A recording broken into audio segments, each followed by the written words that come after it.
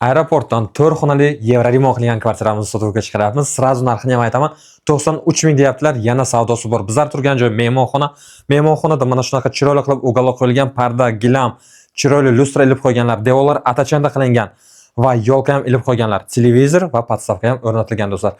Ana endi bosh xonalarni ko'rishni boshlaymiz. Bundan oldin koridor qismini ko'ramiz. Bu tomonda bizlarda koridor qismi, asosiy kirib kelishimiz eshigi, shitlari yevromontaj qilingan.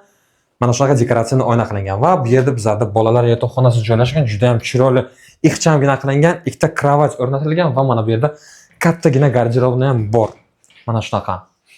Ancha narsa ketadi.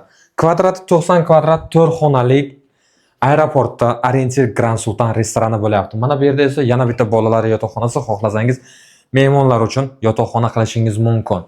Ana endi kattalar yotoqxonasini ko'ramiz. Kattalar yotoqxonasi ham juda ham chiroyli remont qilingan. Mana bu yerda joylashgan.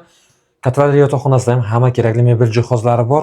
Kvartiramizda asosiysi dvухkonturni kotel o'rnatilgan, cho'pli pollar qilingan, issiqgina kvartiramiz bo'lyapti. Kadastr hujjatlari tayyor, bir kunda fotoq qilib olishingiz mumkin. Bu yerda esa bizlarda oshxona joylashgan. Oshxonamizda o'tirib nonushta qilish uchun joy, kuxonniy garnitura va kerakli texnikalar ham o'rnatilgan kvartiramizda. Kvartiramiz Novostroyka g'ishtli domda joylashgan.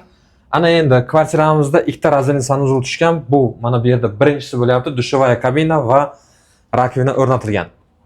Bu yerda esa bizlarda unitaz, arestonni o'rni va rakvina o'rnatilgan. Kimga qiziq bo'lsa, agar pastdagi nomer telefonlariga telefon qilinglar, yana arzonroq qilib olib beramiz. Ko'rishguncha.